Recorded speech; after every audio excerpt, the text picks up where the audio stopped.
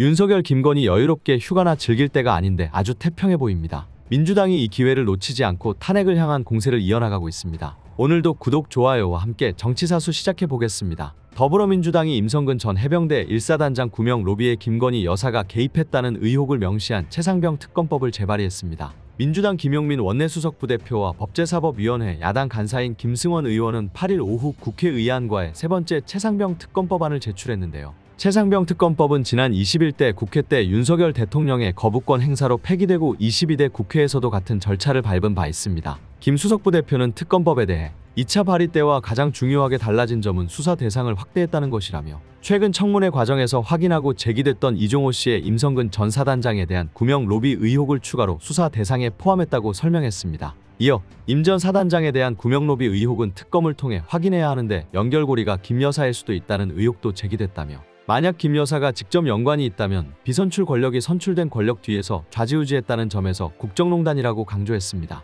김 수석 부대표는 국민의힘 한동훈 대표가 제안했던 제3자 추천 특검에 대해선 그쪽이 법안을 발의해야 검토할 것이라며 저희는 특검의 실효성, 실질적으로 수사를 제대로 할 수 있는 방향을 만들자는 것에 방점을 찍어서 기존과 같은 특검 추천 방식으로 발의했다고 말했습니다. 또 윤 대통령이 이번 특검법에 대해서도 거부권을 행사할 수 있다는 전망에 대해선 상황이 두 번째 특검법 때와 많이 달라졌다며 마약 수사 외압 사건이라는 쌍둥이 사건이 하나 확인되며 국민적 관심과 분노가 훨씬 커졌고 국민의힘 입장에서도 특검법 통과와 관련 국민의 목소리를 계속 무시하기는 정치적으로 어려워졌다고 답했습니다. 그러면서 대통령이 거부권을 행사하기도 부담스러워졌고 설사 행사하더라도 재의결 가능성이 1, 2차 때보다 높아졌다고 본다며 다시 한번 경고하지만 대통령이 자신과 관련한 사건에 대해 거부권을 행사하는 건 헌법 위반이고 탄핵 사유라고 못 박았습니다. 더불어민주당은 검찰의 무더기 통신정보 조회 논란과 관련해 당내 전수조사 결과 이재명 전 대표와 추미애 의원 등 현역 의원 19명을 비롯해 총 139명이 조회를 당한 것으로 파악됐다고 6일 밝혔습니다.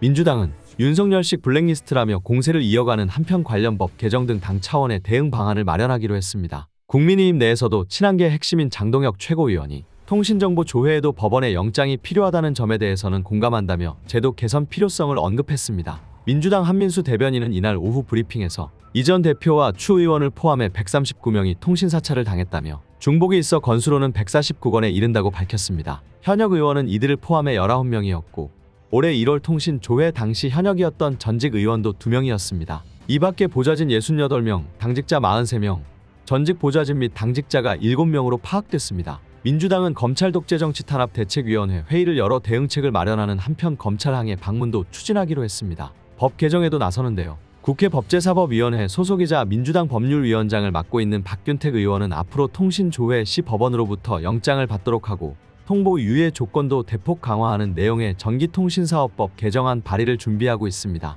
당 차원의 공세도 이어갔습니다. 박찬대 당대표 직무대행 겸 원내대표는 이날 당회의에서 야당 주변에 검찰의 통신조회 문자를 받은 사람이 얼마나 많은지 보이스피싱 아니냐란 말이 나돌 정도라며 군사독재 정권에서나 있었던 무차별 민간인 사찰이라고 비판했습니다. 이어 윤석열 대통령이 지난 대선 후보 시절 공수처가 본인의 통신자료를 조회한 것에 대해 미친 사람들 아니냐고 발언한 것을 인용하며 윤 대통령 표현대로라면 윤석열 정권은 미친 사람들이 틀림없다고 했습니다. 김용민 원내정책수석부대표는 검찰은 가입자 정보만 조회했다고 하지만 통화 내역과 연결되면 대규모 사찰 정보가 된다며 윤석열식 블랙리스트라고 했습니다. 민주당은 통신조회가 이뤄진 당시 서울중앙지검 반부패 수사 일부 부장이었던 강백신 검사도 정조준한다는 방침입니다. 민주당은 지난달 강 검사에 대한 탄핵안을 발의했으며 조만간 국회 법사위에서 청문회를 열 예정입니다. 심지어 여당 내부에서도 수사기관의 광범위한 통신조회에 대한 개선 필요성이 거론됐습니다. 친한계 핵심인 장동혁 최고위원은 통신조회는 극도로 제한적으로 활용돼야 하고 과도한 수사나 인권 및 사생활 침해가 있어서 안 된다며 제도를 개선해야 이런 논란이 없다고 했습니다.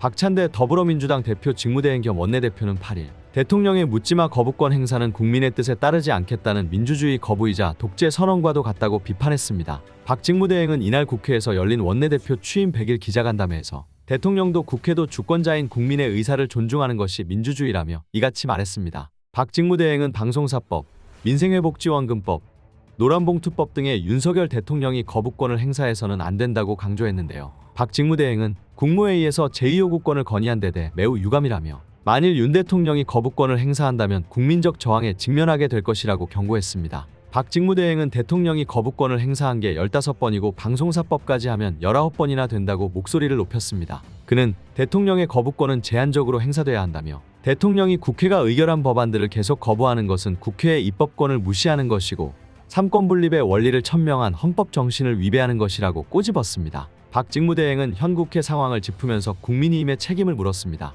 박직무대행은 양비론적 시각에서 비판할 수도 있지만 무엇 때문에 정치가 실종되고 정쟁이 격화되는지 근본 원인을 따져보는 게 문제 해결의 지름길이라며 헌정사상 최초 제1야당의 단독 과반 의석이라는 총선 결과와 130만이 넘는 탄핵 청원에 담긴 국민의 경고를 분명히 받았음에도 일방통행, 고집불통, 막무가내로 밀어붙이는 대통령의 리더십이 정치가 실종되게 만든 근본 원인이라고 지적했습니다. 이어 여당이라도 대통령의 무분별한 거부권 남용을 제어해야 하는데 국민의힘은 권력 눈치만 보면서 용산의 심기 경호만 하고 있다며 민생법안이건 개혁법안이건 대통령이 불편해하는 건 무조건 거부하고 반대하는데 이런 상황에서 대환이 타협이니 협친이 하는 것들이 가능이나 하겠냐고 쏘아붙였습니다. 박직무대행은 이날 다시 한번 영수회담을 조속히 개최할 것을 제안했습니다. 박직무대행은 지금 대한민국이 처한 상황이 녹록지 않다며 대통령이 야당을 선멸해야 할 적 취급하면서 국력을 낭비하고 국론을 분열할 때가 아니다. 영수회담과 여야정 협의체를 제안한 이유도 대한민국의 운명이 걸린 중대위기 상황이기 때문에 대통령이 결단하고 의지를 보여야 한다는 차원이라고 설명했습니다.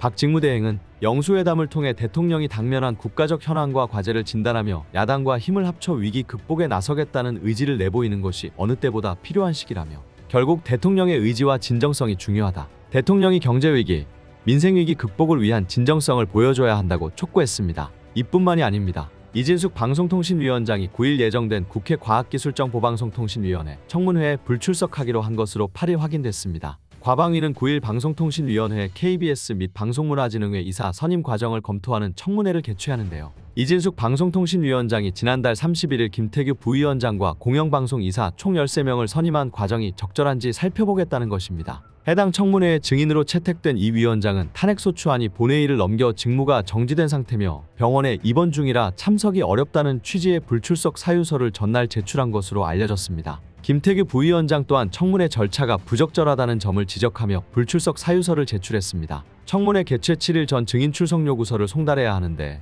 지난 2일 출석 요구서를 송달받아 절차적 하자가 있다는 주장입니다. 과방위에서 증인으로 채택한 권순범 KBS 이사 등도 같은 절차적 문제를 이유로 꼽거나 해당 일정에 다른 업무가 있다는 이유를 들어 과방위 불참 의사를 전달한 것으로 전해진다. 앞서 이 위원장은 지난 1일 오전 국회 과학기술정보방송통신위원회 현안 질의에 건강상 이유로 출석하지 않았습니다. 2주간 안정이 필요해 입원 중이라며 불출석 사유서를 제출했습니다. 과방위 야당 의원들은 전날 오전 전체 회의를 열고 불법적 방문진 이사 선임 등 방송장악 관련 청문회 실시 계획서를 야당 단독으로 의결했습니다. 국민의힘은 일방적인 의사진행에 반발해 퇴장했습니다. 전날 민주당 의원들은 14일 2차 청문회를 21일 3차 청문회를 개최하기로 의결했는데요. 국회 청문회에 불출석으로 대응하는 이 위원장과 이 위원장이 국회에 나올 때까지 무한 N차 청문회 개최로 맞불을 놓는 야당이 대치하는 셈입니다. 윤석열, 김건희 연줄만 있으면 이 나라에서는 무슨 짓을 하든 용서되나 봅니다. 그 악의 근원을 하루빨리 처단해야 합니다. 오늘 내용은 여기까지입니다.